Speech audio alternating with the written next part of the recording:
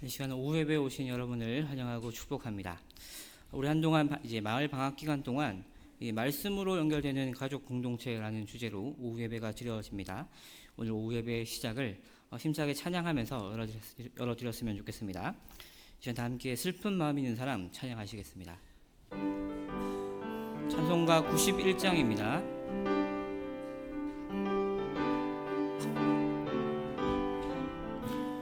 슬픈 마음 있는 사람 예수 이름 믿으면 영원토록 변함없는 기쁜 마음 얻으리. 예수의 이름은 세상의 소망이요, 예수의 천국의 기쁨일세. 거룩하신 주의 이름 너의 방패 삼으라. 환난 시험 당할 때에 주께 기도드려라. 예수의 이름은 세상의 소망이요, 예수의 이름은 천국의 기쁨일세. 존귀하신 주의 이름 우리 기쁨 되도다. 주의 품에 안길 때에 기뻐 찬송 부르리. 예수의 이름은 세상의 소망이요, 예수의 이름은 천국의 기쁨일세. 우리 갈 길 다 간 후에 보좌 앞에 나아가 왕의 왕께 경배하며 멸류관을 드리리. 예수의 이름은 세상의 소망이요, 예수의 이름은 천국의 기쁨일세. 마음속에 근심 있는 사람 주 예수 앞에 다 아뢰어라. 슬픈 마음 있을 때에라도 주 예수께 아뢰라. 주 예수 앞에 다 아뢰어라. 주 예수 앞에 다 아뢰어라. 주 우리의 친구니 무엇이나 근심하지 말고 주 예수께 아뢰라. 2절입니다. 눈물 나며 깊은 한숨 쉴 때 주 예수 앞에 다 아뢰어라. 은밀한 죄 내게 있더라도 주 예수께 아뢰라. 주 예수 앞에 다 아뢰어라. 주 우리의 친구니 무엇이나 근심하지 말고 주 예수께 괴로움과 두려움 있을 때 주 예수 앞에 다 아뢰어라. 내일 일을 염려하지 말고 주 예수께 아뢰라. 주 예수 앞에 다 아뢰어라. 주 우리의 친구니 무엇이나 근심하지 말고 주 예수께 아뢰라. 죽음 앞에 겁을 내는 자여 주 예수 앞에 다 아뢰어라. 하늘나라 바라보는 자여 주 예수께 아뢰라. 주 예수 앞에 다 아뢰어라. 주 우리의 친구니 무엇 것이나 근심하지 말고 주 예수께 아뢰라. 구주의 십자가 보혈로, 구주의 십자가 보혈로 죄 씻음 받기를 원하네. 내 죄를 씻으신 주 이름 찬송합시다. 찬송가 250장입니다. 찬송합시다. 찬송합시다. 내 죄를 씻으신 주 이름 찬송합시다. 죄악을 속하여 주신 주, 죄악을 속하여 주신 주, 내 속에 들어와 계시네. 십자가 앞에서 주 이름 찬송합시다. 찬송합시다. 찬송합시다. 찬송합시다. 내 죄를 씻으신 주 이름 찬송합시다. 3절입니다. 주 앞에 흐르는 생명수 날 씻어 정하게 하시네. 내 기쁨 정성을 다하여 찬송합시다. 찬송합시다. 찬송합시다. 내 죄를 씻으신 주 이름 찬송합시다. 내 주께 회개한 영혼은 생명수 가운데 젖었네. 흠없고 순전한 주 이름 찬송합시다. 찬송합시다. 찬송합시다. 내 죄를 씻으신 주 이름 찬송합시다. 아멘. 시간 예배를 위해서 함께 기도드리겠습니다. 살아계신 하나님, 오늘도 하나님의 사랑을 기억하고 또 그 하나님의 은혜를 사모하는 마음으로 이렇게 한자리에 모였습니다. 우리를 구원하시기 위해 주신 말씀을 우리가 감사한 마음과 또 겸손한 마음으로 받을 수 있도록 도와주시고, 오늘도 이 성령의 조명하시는 은혜를 경험할 수 있도록 역사해 주셔서 이 말씀이 우리 자신과 또 우리 가정과 우리 교회를 더욱더 건강히 세워가는 진리의 말씀 되게 하여 주십시오. 감사합니다. 이 모든 것 예수님의 이름으로 기도드립니다. 아멘. 함께 보신 말씀은 골로새서 3장 10절에서부터 17절까지 말씀입니다. 신약성경 골로새서 3장 10절에서부터 17절까지 말씀, 저와 한 절씩 교독하시고 마지막 절 함께 읽겠습니다. 새 사람을 입었으니 이는 자기를 창조하신 이의 형상을 따라 지식에까지 새롭게 하심을 입은 자니라.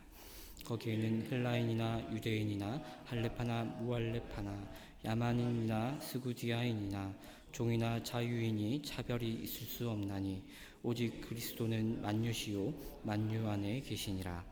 그러므로 너희는 하나님이 택하사 거룩하고 사랑받는 자처럼 긍휼과 자비와 겸손과 온유와 오래 참음을 옷 입고 누가 누구에게 있거든 서로 용납하여 피차 용서하되 주께서 너희를 용서하신 것 같이 너희도 그리하고 이 모든 것 위에 사랑을 더하라. 이는 온전하게 매는 띠니라. 그리스도의 평강이 너희 마음을 주장하게 하라. 너희는 평강을 위하여 한 몸으로 부르심을 받았나니 너희는 또한 감사하는 자가 되라. 그리스도의 말씀이 너희 속에 풍성히 거하여 모든 지혜로 피차 가르치며 권면하고 시와 찬송과 신령한 노래를 부리며 감사하는 마음으로 하나님을 찬양하고 또 무엇을 하든지 말에나 일에나 다 주 예수의 이름으로 하고 그를 힘입어 하나님 아버지께 감사하라. 이 시간 말씀으로 연결되는 가족 공동체라는 제목으로 담임 목사님께서 나오셔서 말씀 전해주시겠습니다.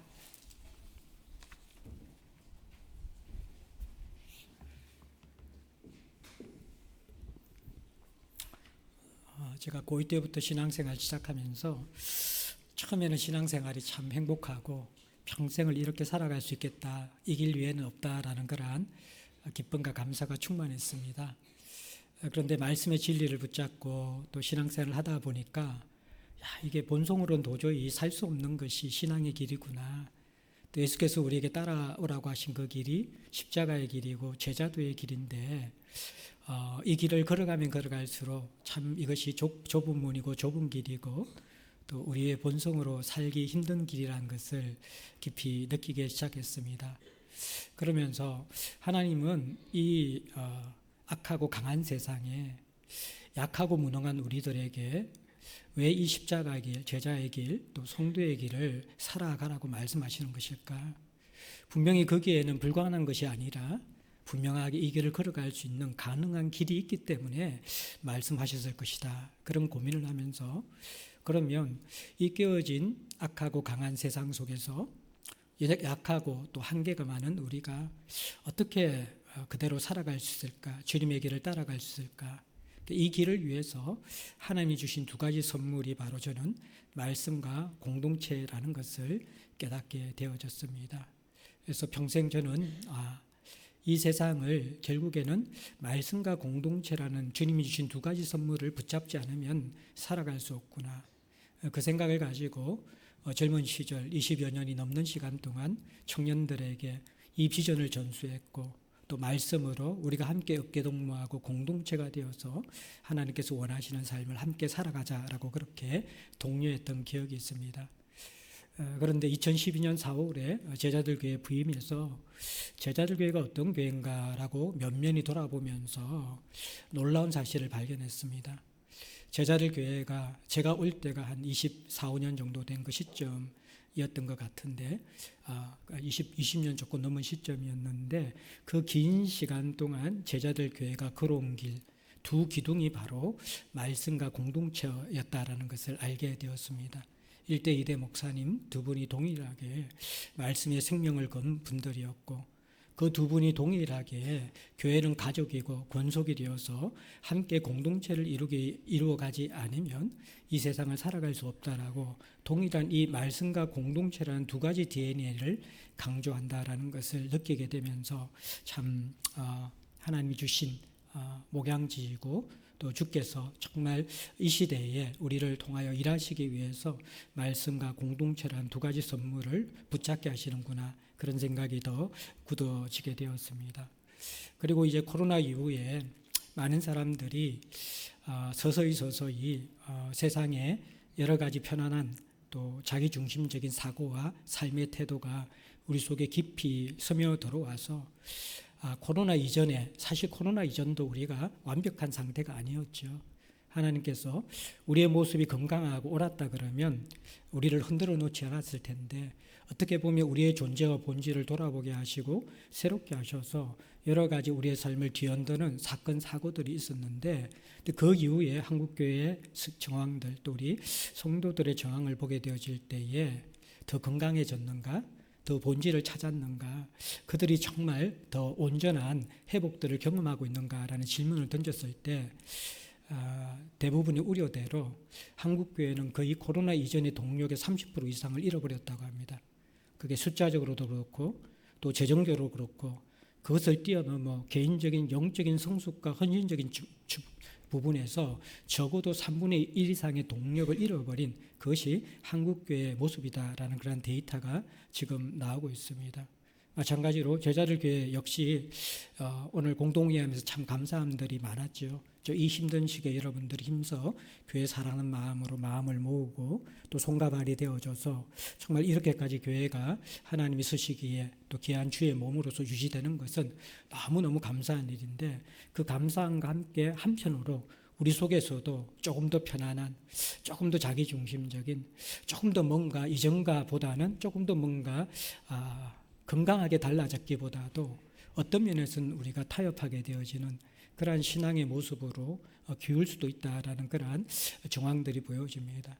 또 반대로 또 그 속에서도 코로나 이후에 더 본질을 붙잡고 더 깊이 헌신하고 주를 위해 나아오는 그러한 사람들도 있는 것을 봅니다. 그래서 우리가 이제 이것을 참 이 객관적인 평가라는 것이 중요하기도 하지만 참 위험하거든요. 왜냐 그러면 본래 하나님 나라의 운동은 소수의 운동이에요. 많은 다수들이 이 하나님 나라를 일구는 것이 아니라 진짜 변화된 소수가 세상을 움직이고 일구어 나가는 운동입니다. 그래서 우리가 살펴보아야 될 것들은 이러한 객관적인 평가를 통해서 한국 교회가 어떤 모습이 되는가, 또 제자들 교회가 어떤 모습이 되는가, 이것들도 더 중요하지만 그 객관적인 평가보다 더 중요한 것은 본질적인 부분 속에서 우리 공동체 안에서 나 자신이 정말 어떤 부분에서 더 견고해지고 성숙하고 있는가, 아니면 어떤 부분에서 내가 무너지고 있고 약해지고 있는가, 이런 부분들을 잘 살펴야 할 때라고 생각합니다. 위기의 때일수록 베이직, 기본으로 돌아가자라는 말이 있죠.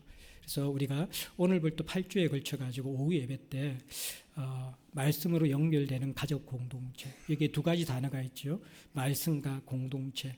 이것은 34년, 35년의 제자들 교회 역사 속에 있었던 두 기둥입니다.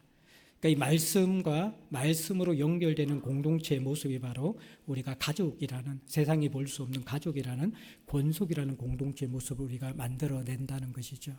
그래서 이제 이 오후 예배 때 우리가 8번에 걸쳐서 우리가 메시지를 듣게 될 것입니다. 교회 안팎에 특별히 이제 영유아부, 그리고 유년부, 또 유치부, 청소년부가 말씀으로 어떻게 세워질 것인가, 또 청년들이 말씀으로 어떻게 세워질 것인가, 교회 밖 이웃과 또 말씀으로 어떻게 세워질 것인가, 또 우리가 권속 공동체로서도 말씀으로 어떻게 세워질 것인가, 교회 저와 또 우리 교회에 있는 한 우리 그 자매님이 오후 예배 한 꼭지를 담당하시고, 또 나머지 부분들은 외부에서 말씀 사역에 헌신하고 계시는 귀한 분들이 오셔가지고 각 세대가 어떻게 말씀으로 일구어지고 세워지는 공동체를 만들어 갈 수 있을까, 여기에 대해서 메시지를 전하며 도전하는 그러한 시간을 가지도록 할 것입니다.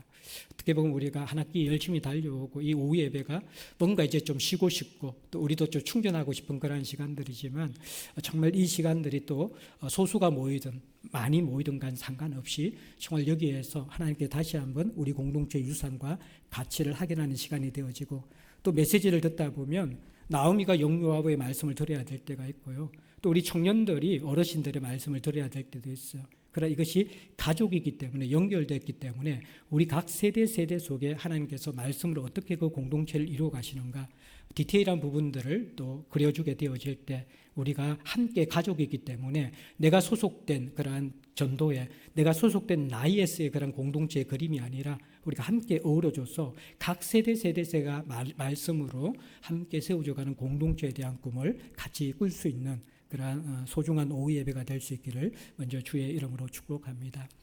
오늘 골로새 3장 말씀은, 골로새서는 사실 저의 굉장히 중요한 두 번째 회심이 있었던, 그때 묵상했던 본문 말씀입니다. 그 어떤 바울 서신보다도 제가 골로새서를 좋아하고, 골로새서가 참 어렵지만 골로새 속에는 그리스도라는 진짜 우리가 지켜야 되고 잡아야 될 지혜와 지식의 보화에 대한 그리스도가 가장 선명하게 드러나 있기 때문에 이 골로새서를 좋아합니다. 그러면서 1장, 2장에 이 지혜와 지식에 대한 그리스도와 이것을, 이 지혜와 지식에 보화된 그리스도를 발견하고 붙잡고 누리지 못하도록 하는 수많은 안팎의 이단들의 공격에 대해서 바울이 변론한 다음에 3장부터는 이제 성도와 교회가 어떻게 그리스도 중심으로 영적 무장을 하고 하나님께서 이 세상에 세우기 위한 새 사람과 새 공동체의 모습으로 영적 무장을 하면서 앞으로 나아갈 것인가, 이러한 실제적인 교훈을 다루고 있습니다. 그래서 3장 1절부터 9절까지는 먼저 우리가 위의 것을 찾고 위의 것을 생각하는, 정말 우리의 갈망과 중심이 변화되어진 그리스도 안에서의 첫 출발들, 그리고 이러한 마음의 중심이 지속적으로 그리스도를 찾고 그리스도를 추구하기 위해서는 우리의 마음을 빼앗는, 우리의 중심을 흔들어 놓는 속에 있는 죄악들, 음욕과 또 우리의 욕망들과 같은 것을 죽여라고 그렇게 이야기하고, 또 정말 하나님 앞에 더 가까이 나아져 자기 중심성과 사람에게 몰입하게 하는 분노와 거짓말과 같은 그런 거짓된 옷을 벗어버리라라고 그렇게 이야기합니다. 그러면서 이제 3장 10절부터 17절까지는 새 사람을 입고 새로운 공동체를 만들어 가라 라고 말씀하시는데, 이 새 사람을 입는 것과 새로운 공동체의 완성 속에 중심이 되고 기초가 되는 것이 말씀이라는 것을 이 골로새서에서 바울이 우리에게 언급해 주고 있는 것입니다. 10절을 보면 새 사람을 입었으니라고 시작합니다. 이제 9절에 옛사람과 그 행위를 벗어버리고, 또 5절에 땅에 있는 지체를 죽여버리고, 이제 이러한 하나님 앞에 집중하기에 불편한 모든 것을 죽이고 벗어버린 사람들이 신앙생활을 정말 하나님 앞에서 제대로 살기 위해서 갖춰야 될 모습이 새 사람이라고 이야기하는 것이죠. 그래서 여러분들 성도의 신앙생활은 새 사람이 되지 않으면 불가능한 것입니다. 그러니까 내가 새로운 존재가 새로운 피조물이 되지 않는데 신앙생활에 대해서 아무리 이야기해봐야 그것은 본성을 거스리는 불편한 것이고요. 본성이 싫어하는 불편한 요구일 수밖에 없다라는 것입니다. 새 사람이 되지 않는 사람에게 아무리 신앙 양육을 하고 아무리 어떤 이러한 진리의 가르침을 한다고 하더라도 그들은 이 메시지를 수용할 수도 없고 그 말씀 속에 순종할 수도 없는 사람이 되어집니다. 그래서 여러분들 이 모든 신앙의 첫 출발은 내가 새 사람이 되는 것이고요. 새로운 공동체도요. 새 사람이 없으면 절대로 새로운 공동체가 되지 못합니다. 교회가 교회되지 못하는 것은 새 사람이 새로운 공동체를 만드는 것이 아니라 새 사람이 되지 않은 사람들이 새 사람 흉내를 내면서 세상의 가치를 가지고 와서 새로운 공동체를 만들려고 하기 때문에 교회의 교회된 모습들이 드러나지 않고 있는 것이죠. 근데 이 새 사람은 어떻게 이루어집니까? 베드로후서 1장 23절에 보면요. 이 새 사람은 하나님께서 주시는 말씀을 통해서만 베드로전서 1장 23절에 너희가 거듭난 것은 썩어질 씨로 된 것이 아니고 썩지 아니할 씨로 된 것이니 살아있고 항상 있는 하나님의 말씀으로 되었다. 살아있고 항상 있는 하나님의 말씀만이 우리를 새 사람으로 회복시킬 수 있다라는 것입니다. 새 사람의 가장 중요한 특징은 뭐냐 그러면요. 말씀으로 새롭게 창조되어졌고 살아난 경험이 있기 때문에 말씀에 대한 소중함과 말씀에 대한 두려움과 말씀에 대한 갈급함을 잊지 않고 시작하는 것이 바로 새 사람이라는 것입니다. 이것이 여러분들 공동체를 이루고 세상을 이기는 가족 공동체의 첫 번째 출발이라는 것입니다. 내 인격으로 우리가 세상을 이기는 공동체를 만들 수가 없고요. 우리의 어떠한 인간적으로 좋은 서로 배려하는 관계로서 세상을 섬길 수 있는 대한 공동체를 회복할 수 없다라는 것입니다. 교회라는 것은 새 사람만이 새로운 공동체를 이룰 수 있다라고 분명히 이야기해 주고 있습니다. 이 새 사람은요, 내 인격 수양이나 도덕적 노력으로 되는 것이 아니라 썩지 아니할 씨로 되는 것이다. 항상 살아있는 하나님의 말씀을 통해서만 우리가 새 사람이 될 수 있다라는 것입니다. 이것은 거듭남의 중생의 새 사람도 만들지만요, 이 말씀은 끊임없이 우리에게 새 창조를 이루어내면서 날마다 우리가 예수 그리스도를 형상을 닮아 새롭게 지어지는 새 사람을 있게 하는 것 역시 말씀의 능력이라는 것입니다. 이것으로 출발되어지는 새 사람이 새 공동체를 이루는 아름다운 모습들을 보여주고 있는데, 첫 번째는요, 다름과 차별이 무너지고 그 다름이 더 이상 어색하지 않고 이상하지 않는 만유의 주이신 그리스도를 섬기기 때문에 그 만유의 주이신 그리스도가 모든 것을 통치하고 우리는 모든 그 통치의 다스림 속에 가치 있는 가족이고 지체이기 때문에 서로의 다름을 극복하고 하나 되는 공동체라고 이야기해 주는 것이죠. 그것이 여러분들 10절에 보면 새 사람을 이는 자기를 창조하시는 형상을 지식에까지 새롭게, 그러니까 그 말씀을 통하여서 하나님을 아는 지식이 우리 안에 들어오고 그 말씀이 날마다 우리를 새롭게 창조하는 하나님의 형상을 담게 하는 그런 새 지식이 되어지는 사람들, 그 사람이 11절에 변화된 첫 번째 모습은 헬라인 유대인들, 이거는 인종적인 장벽이고요, 할레파 무할레파 종교적인 장벽이고, 야만인 스구디아인, 이것은 여러분들 문화적인 장벽이고, 종과 자유인 사회적인 차별입니다. 이 모든 차별들이 없어져 버리면서 그 다름이 더 이상 불편함이 아니라 서로가 함께하지 못하는 이유가 되지 않는 공동체가 바로 새 사람이 이루어지는 말씀이 십자가로 막힌 담을 허무는 공동체의 모습이라는 것입니다. 또 오늘 참 안타까운 사실은 교회 안에서 점점 이러한 십자가에서 허물어진 이 담들이 닻이 우뚝뚝 세워지면서 막힌 담이 되고 있다는 것입니다. 대표적인 것이 세대 간의 담이 또 세워지고 있습니다. 기성세대와 또 신세대 세의 강, 그 다음에 성별 차이의 젠더의 이슈 때문에 젠더의 담이 또 세워지고 있습니다. 남자와 여자라는 그러한 장벽에 또 담들이 생기고 있습니다. 또 교회 안에서 정치 성향의 담들이 또 세워지고 있습니다. 진보적이냐 보수적이냐 라는 그 사고 속에서 했던 담들이 또 세워지고 있습니다. 그러면서 어떤 의미에서 십자가에서 모든 것이 허물어졌는데도 오늘날 교회 안에서도 여전히 허물어지지 않는 담들이 계속해서 세워져 가고 있는 안타까운 현실을 바라보게 되어집니다.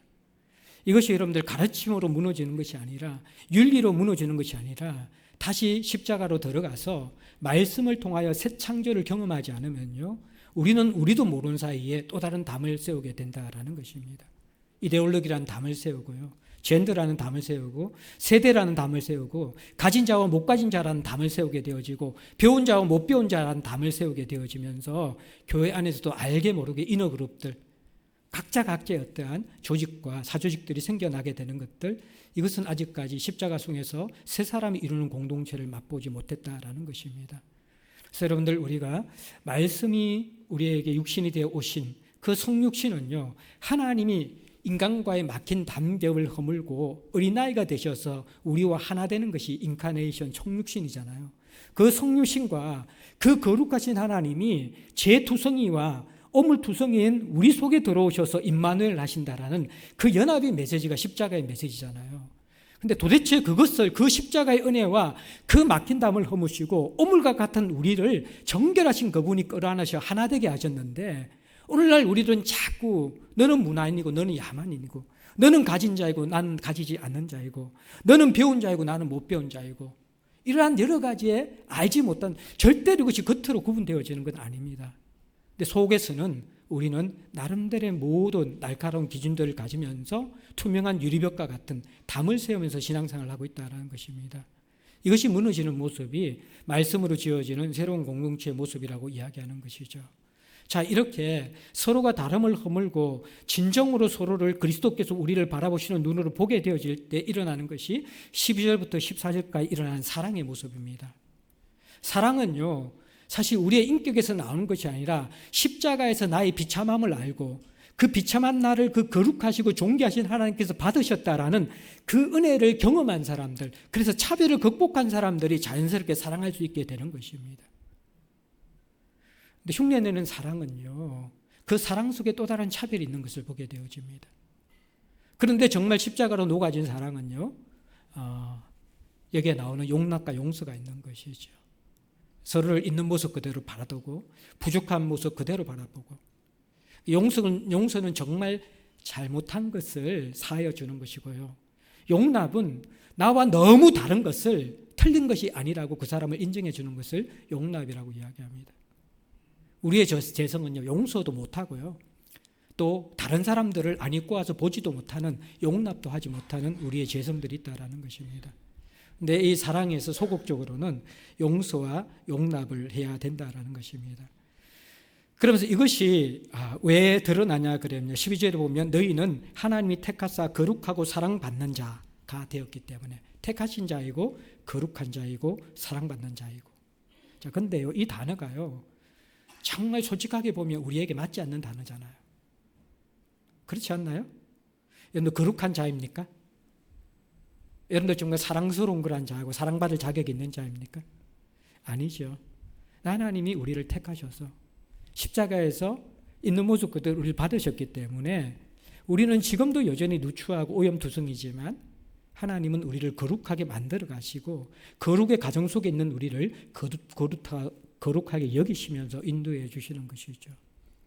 사실 우리의 신앙생활은 사랑받을 만한 자격들이 있을 때보다도 없을 때가 더 많죠.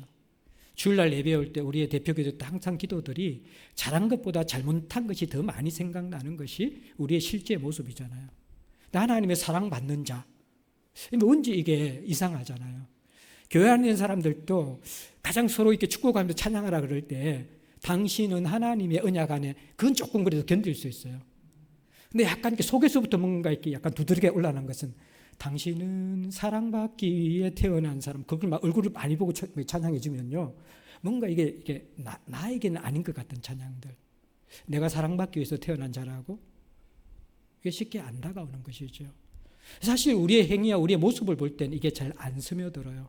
근데 십자가는 이런 나를 용납한 그 사랑에 항복한 것이고, 그 사랑받을 자격이 없는 나를 용서와 용납을 통해서 거룩하고 택하시고 사랑받는 자처럼 만들어 가시는 하나님의 능력이 있는 것이 바로 십자가라는 것이죠.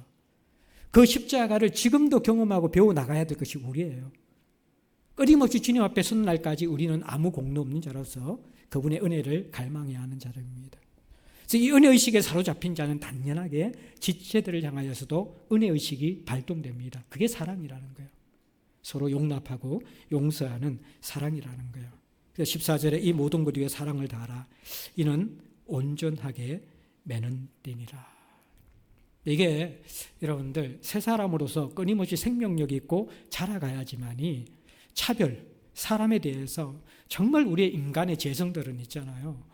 어떻게 하는지 다른 사람의 어떤 다른 점을 찾아냅니다. 근데 좋은 다른 점이 아니라 불편한 다른 점을 찾아내서 어떻게라도 거기에 대해서 시선이 머물게 되어지는 것. 그게 우리의 재성이라는 거예요. 또 사람을 관계할 때 웬만해서는 우리가 용서와 용납을 잘 하지 못합니다. 비난과 또 말을 옮기는 데 익숙한 그러한 자들이죠. 근데 이게 첫 단추부터가 시작이 잘못된 것이죠. 다윗이 바세바와 우리아 간음 사건과 살인자 이후에 그는 어떤 의미에서 진짜 십자가를 발견하고 성령을 의지하는 시편 51편을 짓잖아요. 그러면서 내 속에 선한 것이 없습니다. 하나님 내 안에 정한 마음을 창조하여 주십시오. 이 창조라는 단어는요, 태초에 아무것도 없을 때 무에서 유를 창조하는 것이거든요. 마찬가지로 우리가 하나님 앞에 새 사람으로 인정을 받았지만요, 사실 우리는 하나님께서 날마다 성령을 통해서 새 창조를 이루어 주시지 않으면요, 새 사람으로 살 수 없는 자라는 것을 알아야만 합니다. 그 새 사람으로서 말씀이 창조해지는 그 힘을 통해서만 우리는 다름을 극복할 수 있습니다. 우리의 영성이 조금만 떨어져 보십시오. 주변 사람들의 못마땅한 게 보여집니다. 배우자의 못마땅한 게 보여지고요. 직장 동료의 못마땅한 게 보여지고요. 교회 안에 못마땅한 게 보여집니다. 그래서 삐딱한 시선으로 그 사람들을 바라보기 시작합니다. 우리 안에 조금만요, 세 사람의 생명력들이 떨어져 보십시오. 용서와 용납 절대로 되지 않습니다. 예. 더 높은 기준과 잣대를 세우면서 그 틀에다가 그 사람을 찍어 놓으려고 하는 그러한 우리들의 모습들을 봅니다. 그러면서 자기 자신에 대해서는 끊임없이 합리화하죠. 자기 자신에 대해서는 한없는 용납을 우리가 베풀어 줍니다. 그러나 다른 사람들에서 너무나 잔인하고 날카로운 잣대로 살아갈 수밖에 없는 것. 이게 우리의 모습임을 보게 되는 것이죠. 여러분들, 이게 전부 다 한 타스거든요. 하나가 있고 하나가 없는 그게 아니라 이게 공동체의 이 옷을 입고 우리가 말씀이 지배하는 공동체 이 모습들은 전부 다 하나로 연결되어져요. 그래서 차별을 철폐하고 사랑으로 함께 지어져 나가면서 그 다음에 있는 게 15절에 평강이고 감사라는 것을 바울이 우리에게 가르쳐 줍니다. 평강은 여러분들 바울의 인사 속에 은혜 다음에 나오는 것이죠. 자, 은혜라는 게 값싼 것이 아니라 정말 깊은 것이거든요. 은혜가 들어가야지 새 창조가 이루어지고요. 은혜의 말씀이 들어가야지 우리가 차별을 극복할 수 있고요. 정말 은혜는 우리에게 사랑을 창조하고 용서와 용납을 가능하도록 하는 것입니다. 사실 어떤 의미에서 이 12절부터 14절까지가 하나님의 십자가의 은혜가 스며들었을 때 그 은혜가 우리 안에서 새 사람으로서 새 창조를 할 때야만 일어나는 모습이라는 거예요. 그렇죠? 그럴 때 우리가 외적으로 들어가는 모습이 뭐냐 그러면 평강입니다. 평강. 하나님의 은혜와 사랑에 지배받지 않을 때는요, 우리의 마음에 평강이 일어나지 않습니다. 평강이 일어나지 않아요. 이 평강이라는 것은 아무 걱정 근심 없이 마음과 머리가 비워진 상태를 의미하는 것이 아니라 분명히 내 앞에 여러 가지 장애물들이 있고 불편한 것이 있고 해결해야 될 난제들이 있음에도 불구하고 그러나 하나님의 은혜가 나를 사로잡고 있고 그 하나님께서 우리에게 물밀듯한 사랑으로 우리 인생들을 지배하고 계시고 또 이 차별을 극복하고 사랑 속에 연결된 공동체 속에서 이 길을 내가 누군가와 함께 걸어가고 있다는 그 마음들이 우리를 지배하게 되어질 때에 비로소 염려와 불안들이 무너지기 시작하고 하나님에게서 오는 그리고 이 사랑으로 채워지고 차별이 극복된 공동체에서부터 오는 평강들이 우리를 지배하게 된다라는 것입니다. 평강은 반드시 실체가 있는 거예요. 하나님이 주시는 것이고 살아있는 공동체가 줄 수 있는 것이 바로 평강이라는 것입니다. 그런 의미에서 간단한 단어인 이 평강을 제대로 경험하지 못하는 성도와 교회가 오늘날 얼마나 많은지 모릅니다. 그러니까 결국 우리가 이 예배 속에서 진정한 평강을 누리고 있다 그러면요, 그 공동체는 살아있는 공동체예요. 12절부터 14절에 이 모습들이 지금 이루어지고 있기 때문에 평강들이 우리에게 스며들게 되는 것이죠. 이 평강이 스며들게 되어질 때 비로소 우리의 영성들이 주님 앞에 가까워질 때 일어난 것이 감사하는 자가 되는 거예요. 감사. 이게 맹목적인 종교적인 습관적인 감사가 아니라요, 그냥 내 삶 속의 존재 속에서 샘솟듯 감사라는 그 하나님이 주시는 마음들이 솟구쳐 오르는 그 상태, 이것이 여러분들 이 성도들이 살아있을 때 일어나는 평강과 감사의 그러한 모습이라는 것입니다. 이게 이제 세상 사람들이 부러워할 수밖에 없는, 그들이 세상에서 수 없는 것을 누리고 쟁취하고 원하는 대로 살아가도 그들이 결코 누릴 수 없는 것이 바로 평강과 감사라는 것입니다. 이게 성도만이 가지고 있는 것이고, 또 말씀으로 지어진 새 사람들이 새 공동체를 이루어가면서 우리가 회복할 수 있는 것이다, 성경이 이야기하고 있는 것이죠. 그리고 마지막 우리 16절 17절 같이 한번 읽어볼까요? 시작.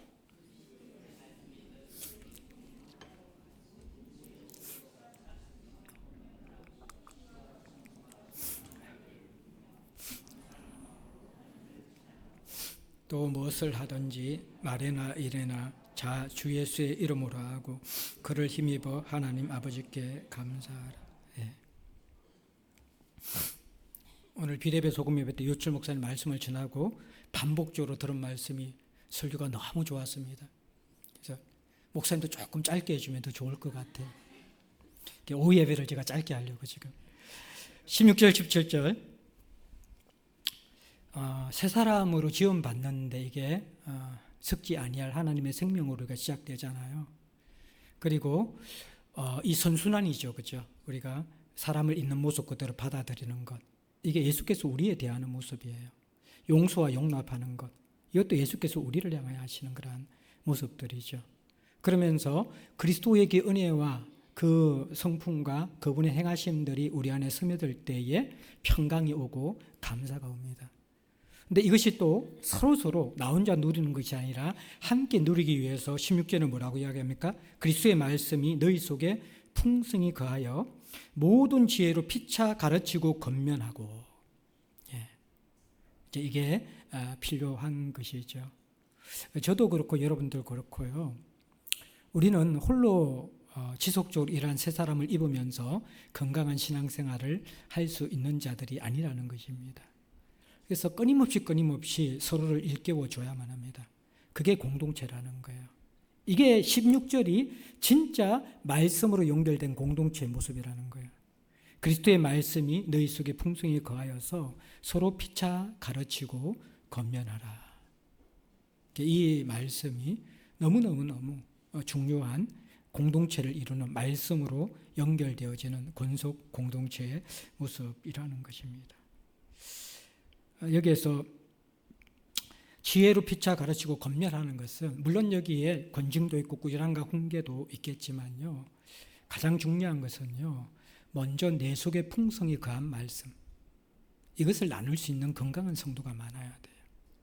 이 말이 뭐냐 그러면요, 먼저 내 속에 스며들어 나를 거치고 나를 깨트리고 나를 살려내고 나를 풍성케 하신 말씀을 나누라는 거예요. 이렇게 말씀이 마치 우리가 우리의 지적 위에 빠져서 지식을 나누듯이 하지 말라는 것입니다. 이 생명의 말씀을 내가 먼저 생명을 경험하면서 그것이 풍성히 거한 그 말씀들을 나누라는 것입니다. 이것은 굉장히 강력하게 서로를 세워줍니다. 강력하게 서로를 세워주는 말씀이 되어집니다. 저도 가끔씩 영적으로 번아웃되고 탈진될 때가 있습니다. 또 우리 지체들과 함께 또 속으로 성경 공부를 하든지 상담을 하게 되어질 때에 하나님의 은혜와 사랑이 그 속에 풍성히 거하여서 그들이 나누는 그 고백을 듣게 되어질 때에 그들의 그 고백 속에서 제 영혼이 다시 소생케 되어지고 또 생명을 얻게 되어지고 회개케 되어지고 다시 살아나는 그러한 역사들을 경험하게 되어집니다. 우리 모두는요, 항상 활활 타오르는 그런 불씨로 살아가기에는 쉽지 않아요. 이 세상 속에서. 그런데 여러분들이 이 요즘 불멍 같은 거 많이 하잖아요. 캠핑 같은 데 가면 이제 또 우리 화로도 피우고 요즘은 또 이제 뭐 집 짓고 전원주택 같은 거는 다 이제 집에다 벽난로 하나씩 이렇게 다 해놓잖아요, 그죠? 근데 이 그 난로 안에 있잖아요. 모든 장작이 다 불타지 않아도 어떤 것은 이게 아직 불도 붙지 않는 장작이고 어떤 것은 다 타서 재가 된 그 부분이 있지만요. 그 속에 여전히 불씨를 머금고 있고 불붙은 장작이 있으면요. 그것이 불씨가 되어서 그 속에 있는 모든 마른 장작들과 죽어가는 장작들을 다시 일으키면서 활활활활 불꽃을 이렇게 일으키는 것을 보게 되는 것이죠. 이게 여러분들 말씀 공동체입니다. 제가 이제 주일날 꿈꾸는 우리 교회의 모습이 바로 이러한 모습들입니다. 종교적 의무를 잘 감당하고 야 오늘도 그냥 11조 했고 주일 성조 잘했고 성질만큼 섬겼고 잘했다 하면서도 딱 까먹고 세상을 살아가는 그것이 아니라 주일을 마칠 때에 우리가 이 이미지가 그려져야 돼요. 아 나는 한 주가 너무 힘들고 어려워서 다 타지도 못하고 반쯤 타고 나서 반은 아직 불도 안 붙은 그런 죽은 장작으로 왔는데 우리가 공동체에서 함께 예배를 드리고 우리가 함께 소굴에서 말씀을 나누고 또 한 지체와 함께 기도 제목을 나누면서 그 속에 있는 생명의 불씨가 말씀의 불씨가 내게 옮겨지면서 내게 다시 온기가 생기게 되어졌고 내 장작에도 이제 불이 지펴졌어. 그러한 고백을 할 수 있는 것. 이게 여러분들 교회 공동체의 모습이라는 것입니다. 물론 한 말씀을 전하는 공예배도 굉장히 중요합니다. 그래서 여러분들이 이 공예배 때 말씀을 전하는 교육자들을 위해서 많이 기도해야죠 합니다. 이게 영적인 자리이기 때문에 시험도 많은 자리고요. 여러분이 기도를 통하여서 정말 이 말씀 전하는 자들의 영성과 그들의 모든 삶들을 보호해 주시도록 하지 않으면요. 시험과 공격이 많은 자리입니다. 그래서 여러분들이 이것을 위해서 기도해서 공동체가 한 말씀을 받는 거 굉장히 중요합니다. 왜냐하면 우리는 한 가족이기 때문에. 그리고 또 하나 우리가 흩어져서 있잖아요. 같이 아궁이에 모닥불처럼 옹기종기 모여 있을 때에 정말 그 모든 것이 다 새까맣게 재가 되었던지 불씨가 하나도 없는 그 소굴이 모여 있다고 생각해 보십시오. 그렇게 모여 있다가 같이 이렇게 돌아가게 되어질 때에 그 안에서 우리가 생명의 불씨를 경험할 수 없고 하나님 나라를 경험할 수 없고 또다시 차가운 세상으로 던져지게 된다고 생각할 때에 어떤 측면에서 하나님 주신 이 주일이라는 것, 이 공동체라는 것은 서로를 생명 걸고 살려줘야 될 그런 너무나 귀하고 소중한 자리라는 것을 인식해야 된다라는 것입니다. 그것이 그리스도의 말씀이 너희 속에 풍성히 거하여 모든 지혜로 피차 가르치고 권면해서 결국 우리가 돌아갈 때 어떤 모습이 되어야 됩니까? 시와 찬송과 신령한 노래를 부르고 감사한 마음으로 하나님을 찬양하고 감사와 찬양과 예배가 회복되어져야 합니다.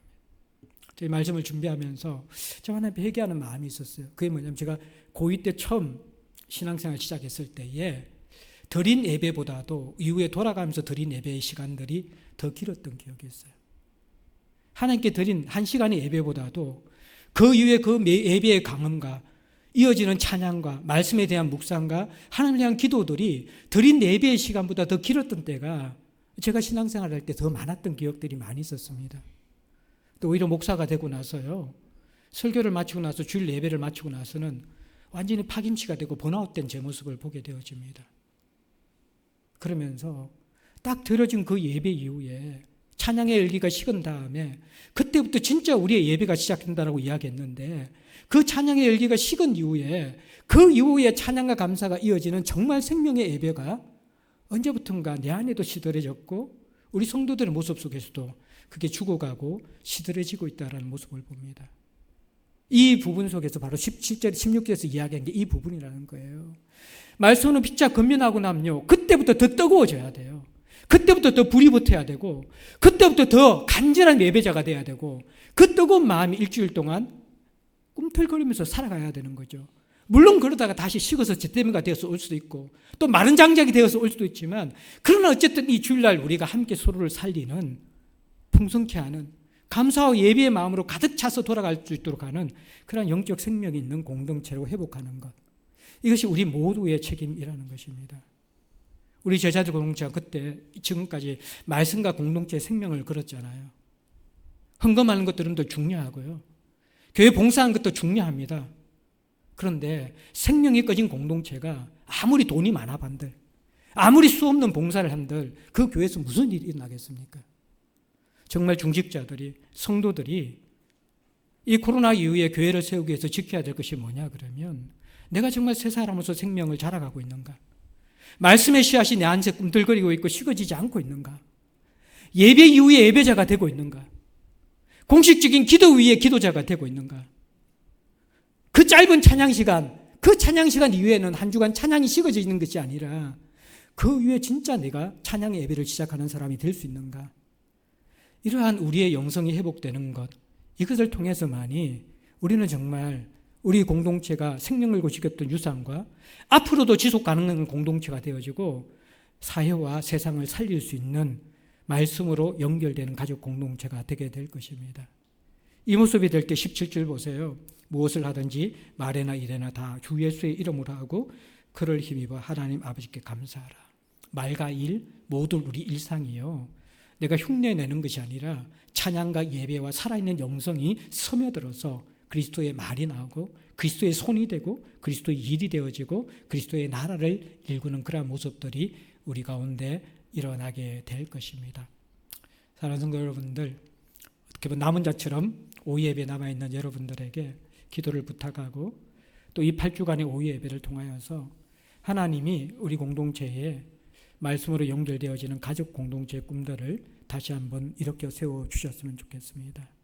영유아부 아이들부터 집에 돌아와서 받은 말씀에 대한 뜨거움들과 함께 듣던 찬양들을 계속해서 고백하고 하나님의 받은 말씀과 은혜와 감동들이 가족 속에서 나누어지고 그 하나님께서 역사하셨던 꿈틀거리는 생명력을 가지고 그것이 점점 더 뜨거워져서 일상 속에서 그것이 더 노래가 되고 기도가 되고 예배가 되고 찬양이 되어지는 것. 우리는 더 이상 그러한 거룩한 상상력과 그러한 거룩한 기대를 잃어버리고 그것이 성도의 삶이 정상적이고 일반적인 성도의 삶이라는 그러한 모습조차도 우리는 망각한 채 그냥 떠내려가는 삶을 살아가고 있는 요즘의 현실입니다. 우리가 오후 예배가 그냥 피곤하게 우리가 그동안 섬겼던 말 속으로 방학하고 그냥 지나가는 시간에 드리는 그냥 예배 정도가 아니라 하나님이 이 귀한 기회를 통해서 또 우리 공동체에 주시고자 하는 새로운 말씀과 공동체를 회복하는 선물이 가득할 수 있도록 함께 여러분들의 기도를 부탁드리고 또 이것이 없이는 우리가 지속적으로 하나님 앞에 세워지는 공동체가 될 수 없기 때문에 영유아부터 나음이까지 그리고 이웃에게 이어지는 정말 말씀으로 모두를 연결시키고 살려내는 새 사람과 새 공동체의 꿈 그리고 그 실체를 점점 경험해가며 하나님 앞에 영광 돌릴 수 있는 우리 저와 여러분들 제자들 공동체 될 수 있기를 주의 이름으로 축복합니다. 감사하며 기도했으면 좋겠습니다. 주신 말씀 가지고 하나님 올해 마지막 오후 예배입니다. 34년의 제자들 공동체 말씀과 공동체로 우리를 이렇게 아름답게 빚어와 주셨는데 어쩌면 이 말씀과 공동체라는 유산이 이제는 이름만 남아있고 단어만 남아있고 실제로 우리의 가슴 속에서는 식어진 불씨와 마른 막대기처럼 변질되어져 가지 않는지 돌아볼 수 있는 오후 예배가 되게 하여 주십시오.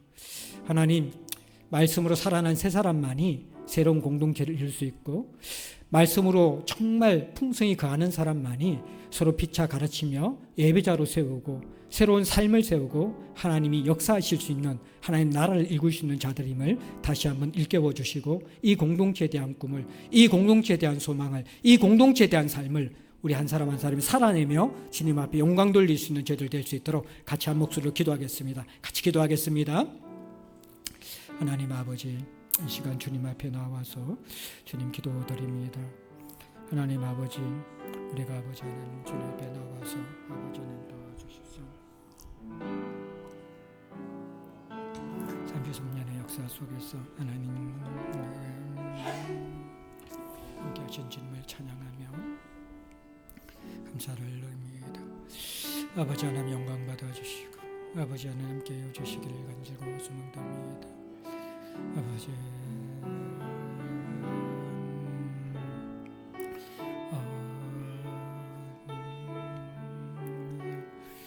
아버지 하나님 우리가 이 말씀 읽는 자들을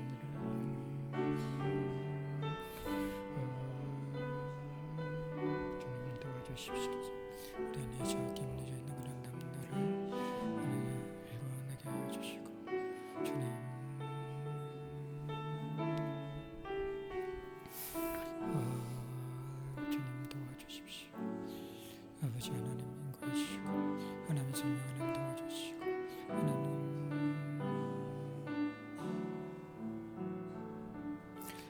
기도하겠습니다. 내일 신년 예배와 또 한 주간 동안 특별 새벽 기도회가 있습니다. 지금 우리 온 공동체가 한 주간 내내 모여서 말씀 묵상하고 기도하는 1년의 유일한 한 주간입니다. 하나님, 하늘 문을 여시고 정말 하나님이 모든 것을 먼저 주관하시고 시작하시는데 주여 이번에도 주님 역사하여 주시옵소서.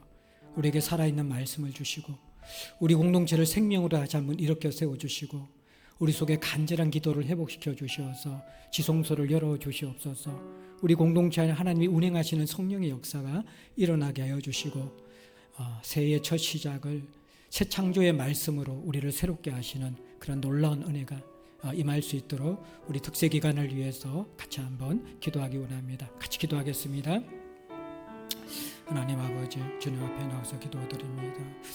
아버지 하나님들, 우리에게 또 신년 예배가 있고 또 하나님 아버지 또 한 주간 동안 아버지 하나님 특별 새벽 기도회가 있습니다. 성령님 도와주시고 아버지 하나님 도와주시고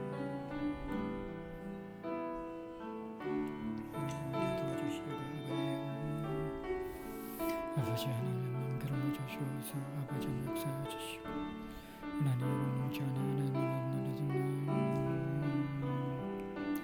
아버지 하나님 도와주시기를 원합니다. 아버지와 역사여 아버지 도와주시오. 아버지 도와주시오. 성령님 기름 부어주시고 성령님 함께하여 주시고 성령님 우리 안에 역사하여 주시옵소서. 이 특세를 통해서 하나님 나라의 쓰는 권위가 임하게 해주시고 주의 놀라운 역사가 시작될 수 있도록 도와주시기 원합니다.